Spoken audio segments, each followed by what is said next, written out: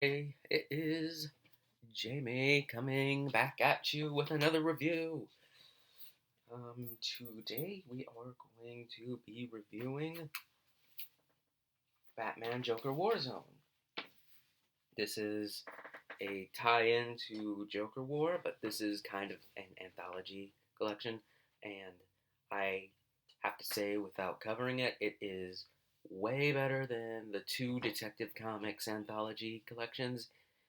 People might disagree with me on that, but I think it is uh, a lot. And a lot of the reason why I think people are disagreeing with that is because a lot of these stories they set up events and stories for issues that are coming next year in Batman, not so much a standalone.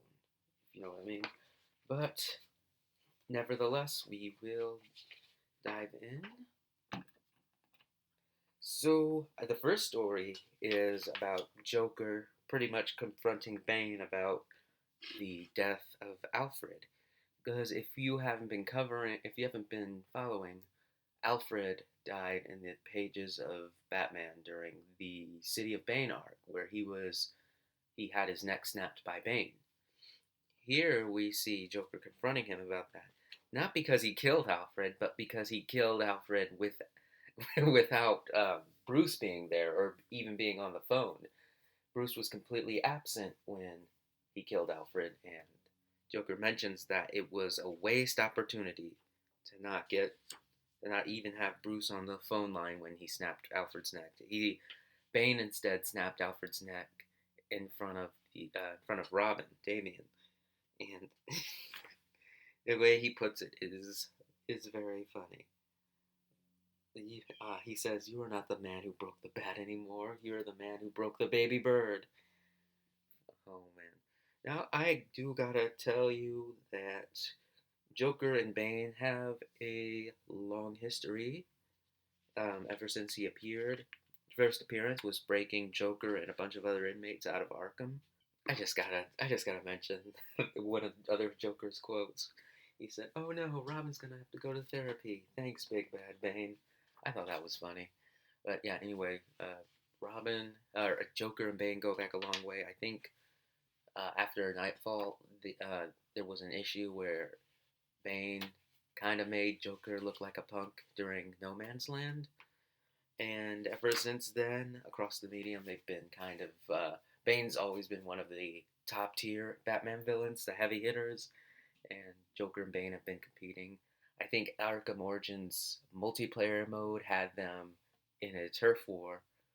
Also, in the actual Arkham Origins, they're kind of both the co co main villains of the Arkham Origins.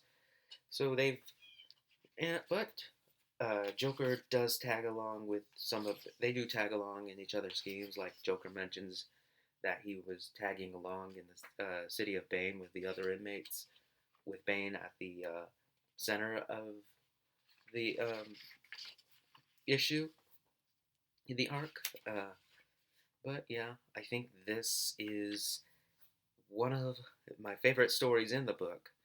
I love Joker. Joker is one of my favorite comic book villains, and he leaves Arkham.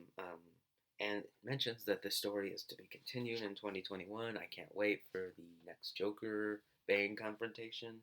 It's mentioned that Bane's kind of uneased about this whole visit. Joker mentions that he's going to pay him back, just not now. He gives him back his mask. He's going to pay him back, just not now. And our next story. This story was written by James Tynion IV with art by Gilliam March and colors by Tomo Mori.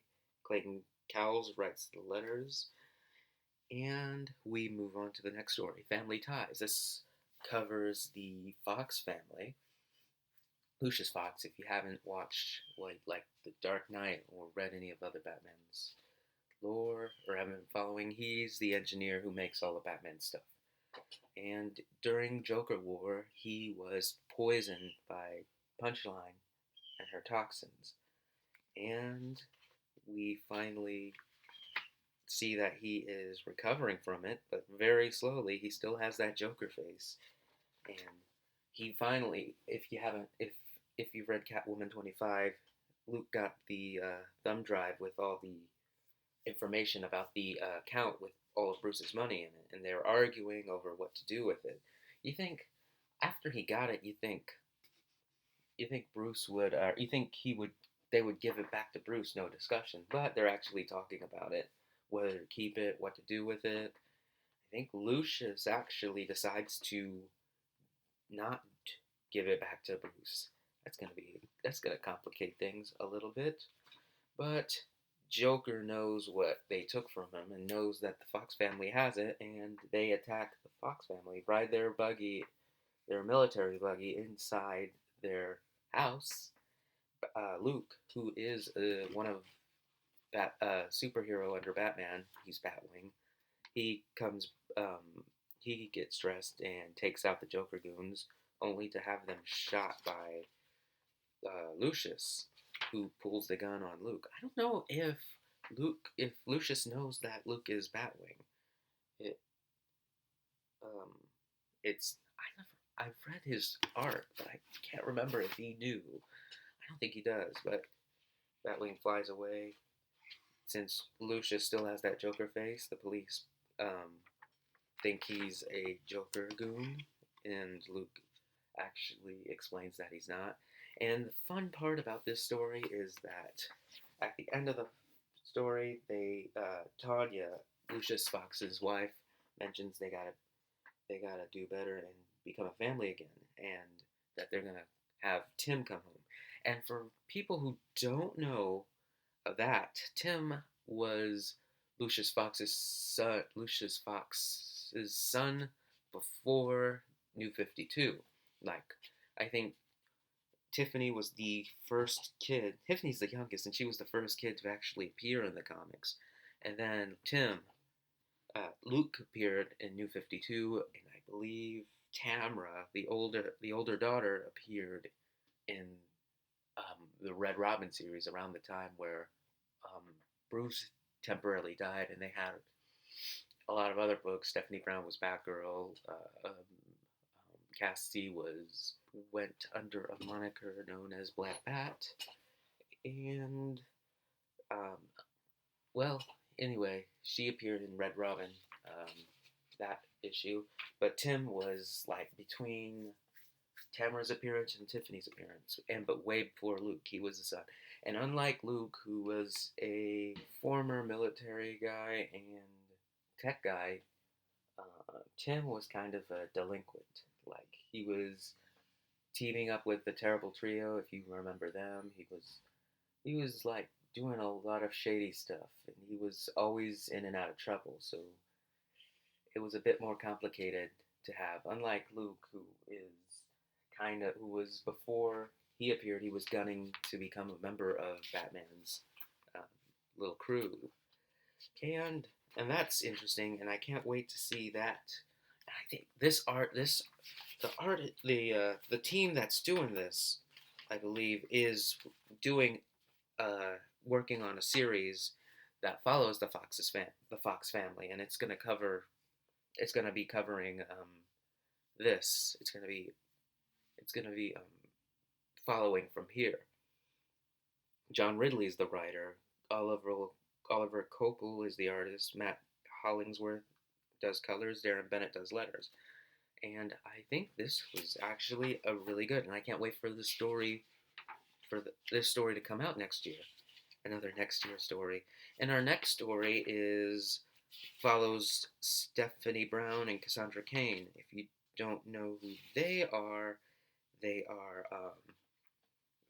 Cassandra Cain was Batgirl originally after Barbara lost the mantle, and before she became Black Bat, and now she is orphan. She's the daughter of one of Batman's um, most dangerous enemies, David Kane and Lady Shiva, who are like one of the top 10 martial artists in the world.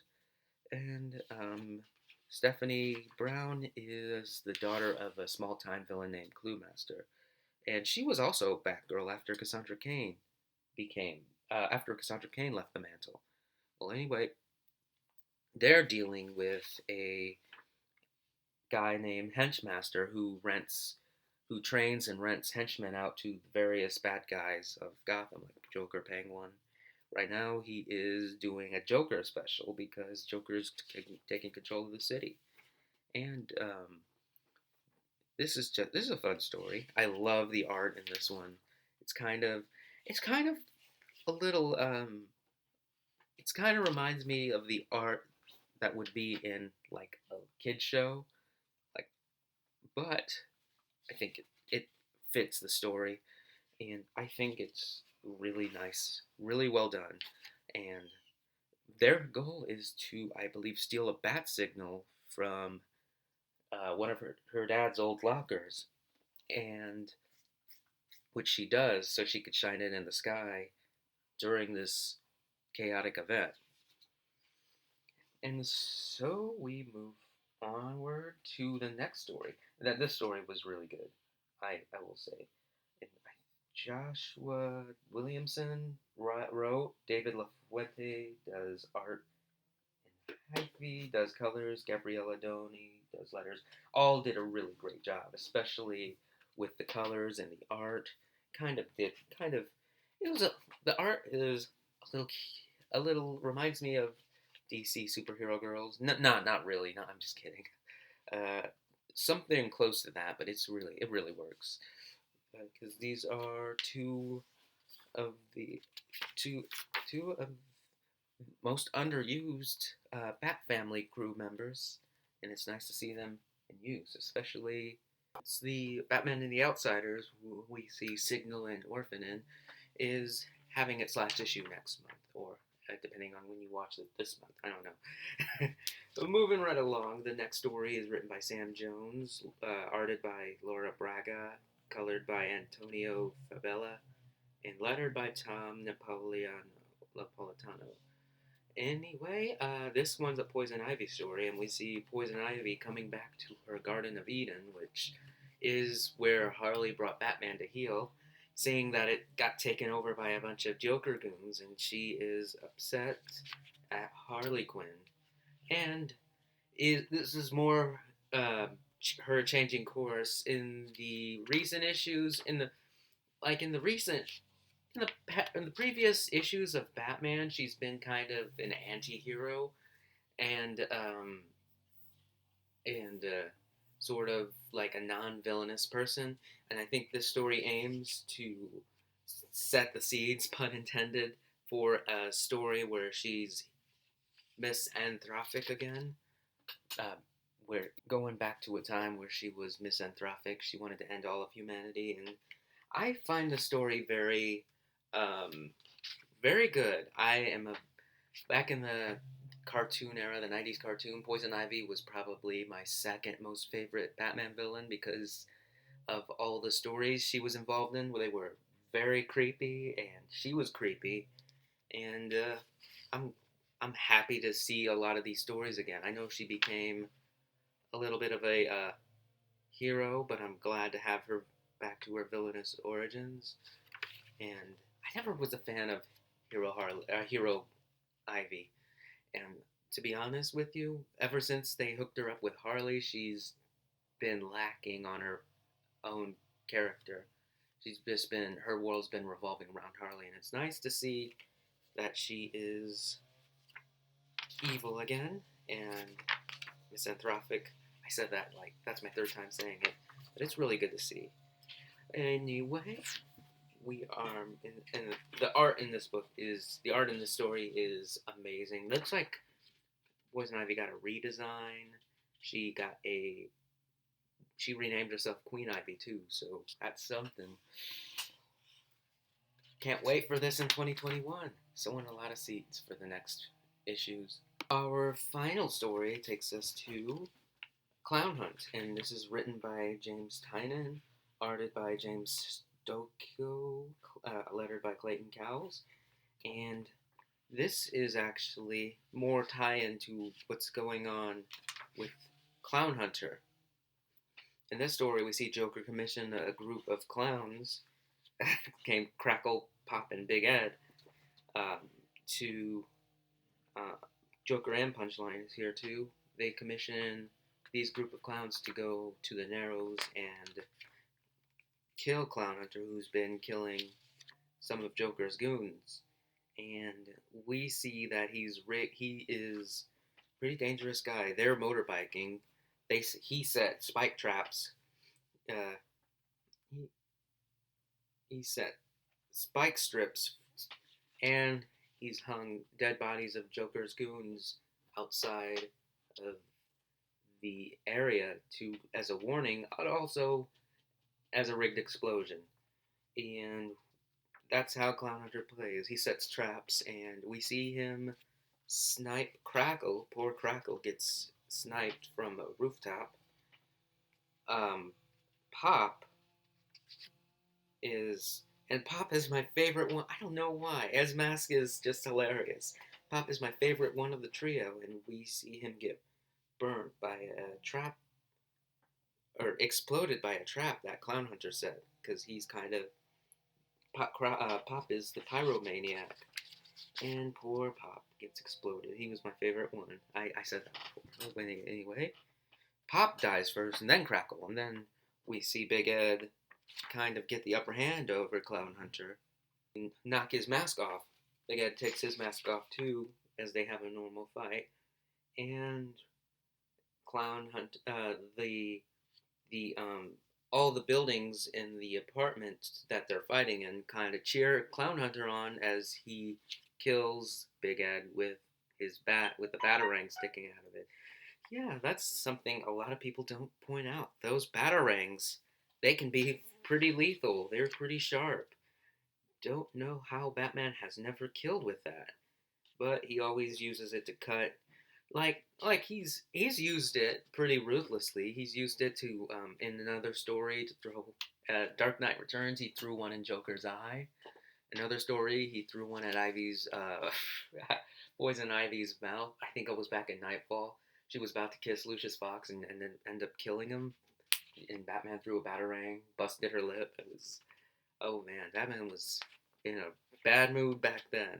When he throws these batarangs, they can do damage. Well, and that is the end of the story. I think this is better. I've said before, this is way better than the anthology collection that both anthology collections that came with Detective Comics, which they're good. Just yeah, I just found them lacking. But this one is amazing, and I can't wait to see where a lot of these stories lead in future issues. So I give this a 10 out of 10. Can't wait to review some more.